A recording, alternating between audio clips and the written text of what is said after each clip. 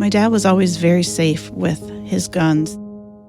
He did have guns throughout his whole life. He went hunting a lot. However, he was always very good about securing them. I never saw them except when he would go on his hunting trips. So I knew he had guns, my children knew he had guns, but he always kept them locked up. But as he approached his late 70s, dementia really changed him. We then realized maybe the guns are not being stored how we think they're being stored. My mother is not in the best of health, and I was helping to take care of the home. One time I was changing the bed sheets and cleaning up his room. As I went in to get his sheets to launder them, I found a loaded gun under his pillow. And that's when I started to find guns around the house. They were everywhere. They were wrapped in an old box and a bag, in his closet in a shoe. One was hidden in a little crawl space in the ceiling. Found another one in a bin of antique stuff that my mom had. He had a chair in his room, and next to it was like a little bookshelf, and he had a tissue box, and behind that there was a loaded gun. They were just everywhere. They were not stored at all in a safe place. We were involved with the Alzheimer's Association because he had been officially diagnosed at this point.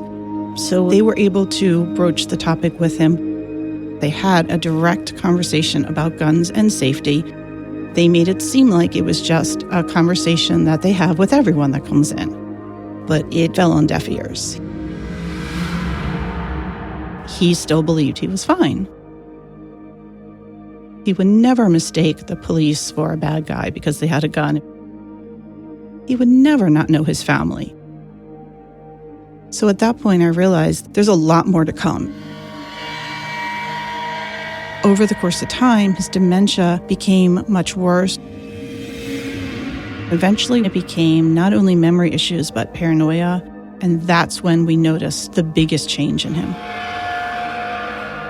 He would go outside to shoot the gun in the air at night if he heard a noise or if he thought there might be someone around because he was protecting himself and he was scaring things away. And that's extremely worrisome.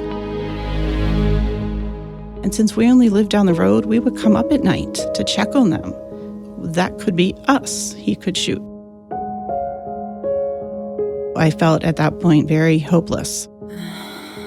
If he did something wrong, that would be the worst thing he would ever want in his life.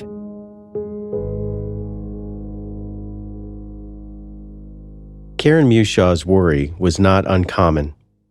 Her father was one of the more than 81 million Americans who own firearms. A third of them are over the age of 65. What happens when an older adult begins to develop dementia and they have firearms in the house? And what's the best way to help that person avoid a potentially dangerous situation? This is a tough conversation, but having it could save a life. I'm Kurt West, psychiatrist and scientist at the Center for the Study of Traumatic Stress at the Uniformed Services University. Today, in Let's Talk About Your Guns, we'll explore some of the challenges that Karen faced in trying to get her father to store his guns safely. We'll also talk to Dr. Emmy Betz, an emergency room physician and public health researcher who studies firearm safety in older adults. Firearm safety in the home is built around 5 principles. Weapons should be stored unloaded. They should be taken apart or stored with a disabling device engaged. They should be stored in locked containers, and ammunition should be stored in a separate, locked container. Finally, firearm safety in the home involves having a plan for storing guns in an alternate location during times of crisis.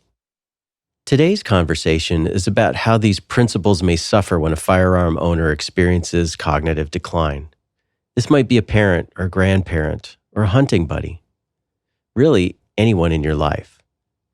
In this podcast, we'll talk straight about how to have tough conversations with friends and loved ones who might no longer be able to keep a firearm safely. Because this podcast isn't about whether you're for or against firearms. It's about how to have open and honest conversations about safe storage. Conversations that may save a life. So now, let's talk about your guns.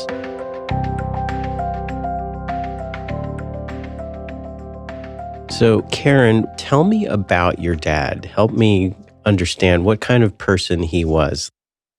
The dad that I remember before dementia was a man who was a hard worker. There's a country song about daddy's hands and the hardworking, and that was my father.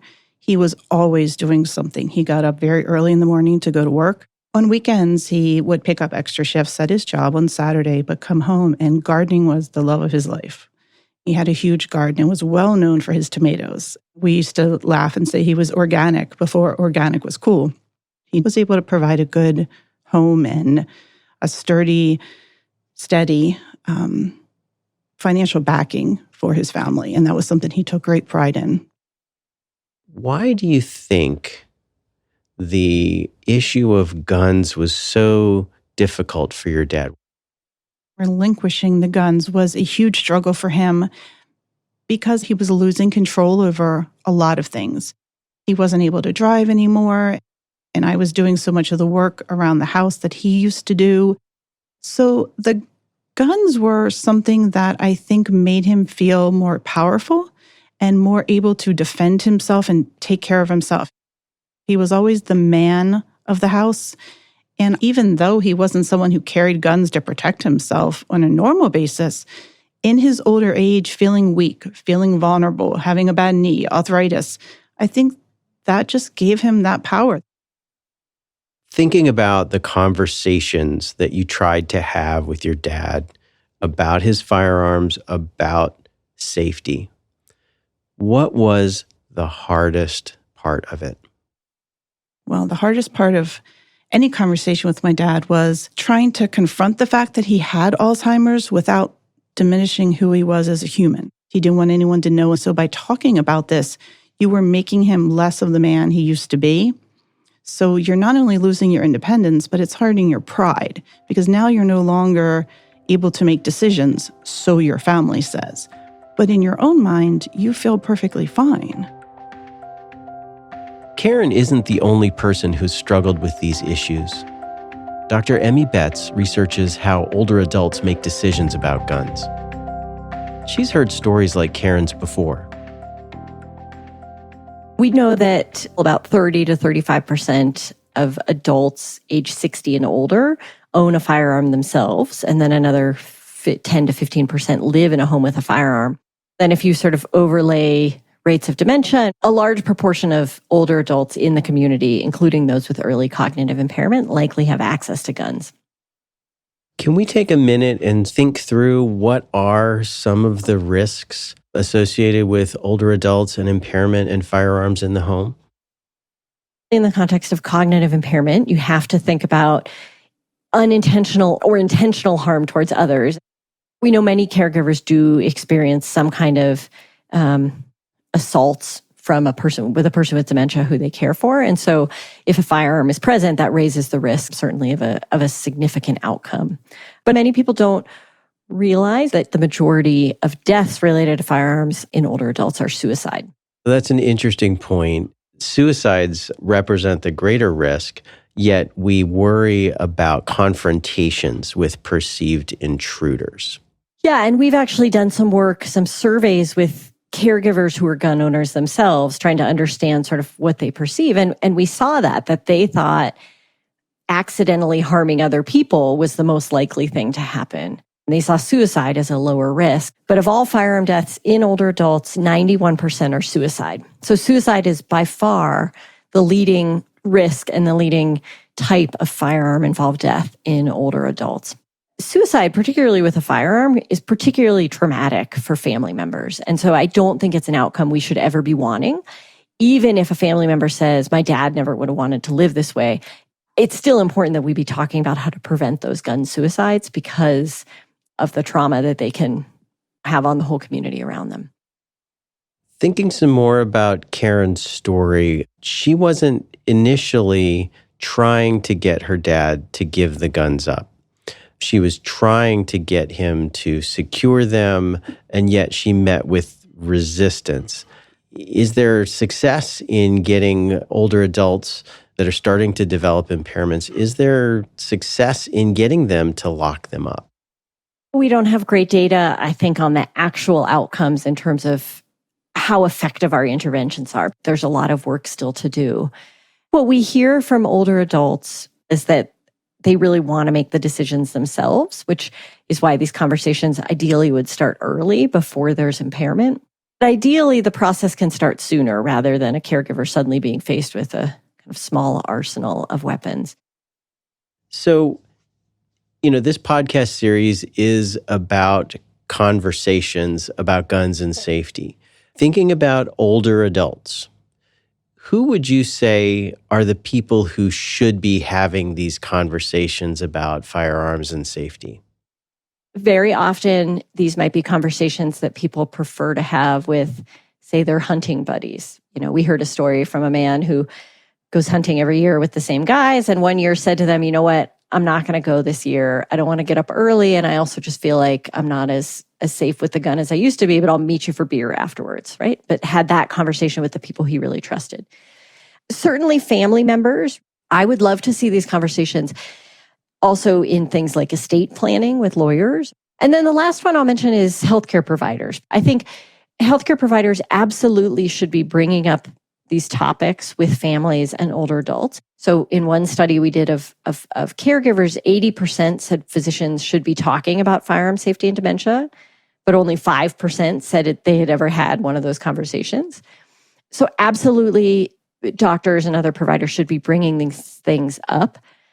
Also recognizing they're not looked at as the experts on the topic, and that's okay. I think it's important for doctors to provide some of the context around when is it time maybe to make some decisions, and then recognize that people may look to family, friends, communities, retailers, and so forth to get the actual advice about what to do. You mentioned the components of meeting them where they are and then gently nudging them in the direction that helps them make safer choices. Can you talk a little bit more about that and the types of pieces that are an important part of these conversations? Absolutely. I see the goal of these conversations, ultimately, in my view as a physician, the goal is to prevent injuries and deaths and emotional trauma surrounding all of that. So then we need to recognize there are a lot of ways to get to that point. And that's where I think we can allow and encourage choice and autonomy in individuals and in their families. So I think it means helping someone, think about their own values and preferences. So do you still want guns in the house? Do you still feel like you need one? Why? Is it for protection? Well, could we get you an alarm system instead? What are your fears? What are your concerns? How do you think about passing these on? Do you want to pass them on to family members? Are you interested in selling them because they're worth money? What is it that you would like to see happen with your firearms? One of the things that you've suggested that people consider in having these conversations about firearms and safety in older adults is using what's called a firearm life plan. Can you talk a little bit more about that? Yeah, the firearm life plan is something that we developed based on our work with older firearm owners and family members, based on what they told us that they wanted and needed. It's a two-part process. So the first part is what's called a firearm inventory, which is basically a worksheet you fill out for yourself to have a record of your firearms, where they are, how they're stored, but as importantly, what you want to happen to them and when. So, maybe it's, I want this hunting rifle to go to my grandson when he turns 18. I want to donate this historic antique to the local museum. I want these ones taken to law enforcement so they're out of circulation. That's sort of the practical part. And then step 2 is the also important emotional part, which is what's called a legacy map, which is a document that has prompts for you to think about what do firearms mean to you? What has it meant to be a firearm owner, to leave some of those memories for your family or for future generations. We heard over and over again from older adults that for many of them, firearms had been a big part of their life. And so the Firearm Life Plan is basically an acknowledgement, a recognition that planning ahead and being ready for the negative things in life is part of what being a responsible gun owner means. And so that sort of planning for the future and planning for things, even the things you hope never will happen, like dementia, is part of being responsible. So a life plan is really a tool to start a conversation and structure that conversation. Yeah, and having some things documented about what you want to happen. One of the other things, the reason it doesn't have aging in the title or older adult in the title is because we also heard loud and clear from older adults that it's not about age, it's about function. And we hear that in many other areas too, like driving and so forth. There are people in their late 90s who are very competent to do things still. And there are people in their 30s who probably maybe had a brain injury or something else and should not be driving or should not have access to firearms. So it's an acknowledgement that things can change over our lifetime. And yes, these conversations become more important for older adults, given, again, unfortunately, that we all die someday. But they can be useful really across the lifespan in terms of thinking about what it means to be responsible. How do you know when it's time to start to invoke this life plan or start to execute it? Is there good guidance on how do you say, okay, remember that life plan that we made? I think it's time to go. So, the question when to do this and how, I think there's a lot of parallels between firearms and driving in terms of thinking about activities that potentially could harm other people and become more difficult with age. It's like, okay, you're 65, it's time to talk about, are you going to retire, and talk about your guns and sort of talk about what you're going to do in 10 years if you can't drive, and that sort of looking really far in the future. I think there are other things that certainly should bring the conversation up sooner. A diagnosis of cognitive impairment, a diagnosis of another significant medical condition. The cognitive piece is the biggest worry because people often don't have the insight to self-restrict in the way they need to. So we see that in driving as well, that they may not realize they shouldn't drive anymore and they start driving and then, forget where they're going. And if family are seeing clear impairments like significant memory problems and particularly behavioral symptoms, so agitation, not recognizing people, those are the kinds of things that are like big red flags that really need more urgent or emergency kind of action. And then talking about death, talking about suicide also should raise concern for suicide risk. It is normal to anticipate or think about death as one ages or becomes ill, but a sort of preoccupation with death is not a normal part of aging. And so we need to recognize that depression, et cetera, are treatable in older adults as well. And suicide prevention is important. So it sounds like there may actually be an inflection point at which time, as the cognitive impairment proceeds, where it is maybe less of a conversation and it's just about following through on the plan. And how is that communicated in an effective way, in a caring way?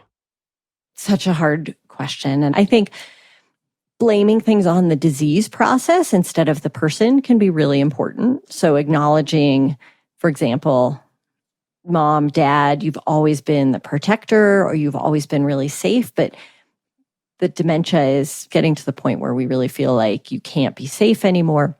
Putting it in that context about that it's, again, not the person and that acknowledging how hard it is.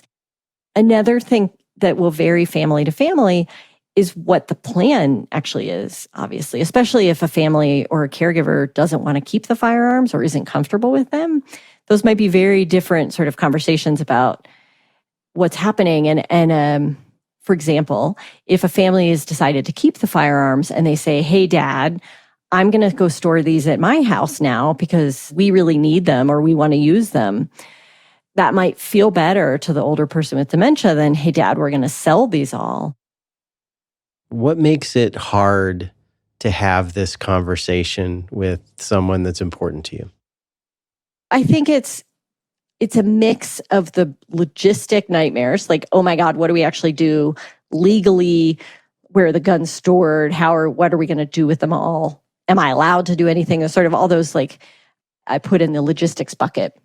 And the incredibly huge emotional piece of, this is uncomfortable. I don't want to bring this up. I don't want to offend my parent. How am I supposed to know if they're safe or not? He's going to be mad. Like, he's my dad. How do I talk? It's sort of just layer upon layer of complex emotions. And so I think when you get those things together, it's not surprising to me that people are really hesitant to have these conversations, even if they recognize that they need to. One of the things that I also just interested to get your thoughts on was that Karen related pretty clearly that she had to take it upon herself to be, I guess, the bad person in this whole scenario. It's so hard. And I will just say my heart goes out to Karen and all of the individuals in situations like hers. I remember we heard from one of the family members who we had in a focus group saying, what if I took away her gun and then someone broke into her house and hurt her? I could never live with myself if I had taken away her means of protection. And so how do you work around that to support the family member and the older adult to have safe outcomes, but also emotionally feel good about it so that there's not the guilt or anger or regret or any of those things? For Karen Meushaw, the years of emotion and worry finally ended when she moved her parents into a smaller home. When he moved from the larger house to the smaller house, I just had to be tough. I just had to say, you know what? He can't reason. He's not listening. We just need to take the guns. And then my mother, he was back in his room, and my mother went back and said, she's taking them one way or the other. And I think she's going to take them by force. And if you don't give them up, she's calling the police. I know that very much hurt him. It didn't just anger him, but it was hard to do because you're really taking another part of his independence, a part of something that he valued. At first, he was constantly looking for the guns, but over the course of time, his dementia became much worse where he completely forgot he had guns. The next doctor's appointment, the doctor asked, do you have any guns in the home? Which they always do with the geriatric visits. And he said, I don't know, ask my daughter. I'm not really sure if we do or not. So by that point, he had completely forgotten about it. And so there was no more confrontation after that. There was no more confrontation about guns. And so is there some key pieces of advice that you have for someone else who finds themselves in this situation? Probably the most important thing I would say to anyone in this situation is trust your own feelings. When you know your parent or you know whoever, your grandparent, better than other people do, and you need to stand up and do what's right for everyone else and for them. And don't be afraid to make decisions that are hard. Think about what that person would want you to do before their brain aged or before their brain became cognitively impaired. Whatever the situation would be, do what they taught you. Live by the example they set for you prior to that. Seeing people we care about go through cognitive decline is hard. Worrying about them having access to guns, even harder. Talking with them about making safe storage decisions or about passing their guns on to someone else can be a tough conversation, but it's one that could save someone's life. Thank you to Dr. Emmy Betz and Karen Meushaw for participating in this discussion. You've been listening to Let's Talk About Your Guns. This podcast is made possible by the Henry M. Jackson Foundation for the Advancement of Military Medicine, Incorporated, and is produced by the Center for the Study of Traumatic Stress at the Uniformed Services University, in collaboration with Podville Media. To learn more about our mission and for additional resources, please visit cstsonline.org. Be sure to subscribe to the show on your favorite podcast app and leave a 5-star review. Thank you for listening. The views expressed are those of the speakers and do not necessarily reflect the views, opinions, or policies of the Uniformed Services University, the Department of Defense, the U.S. government, or the Henry M. Jackson Foundation for the Advancement of Military Medicine, Incorporated. Mention of trade names, commercial products, or organizations does not necessarily constitute or imply endorsement by the Uniformed Services University, the Department of Defense, or the U.S. government, or the Henry M. Jackson Foundation for the Advancement of Military Medicine, Incorporated.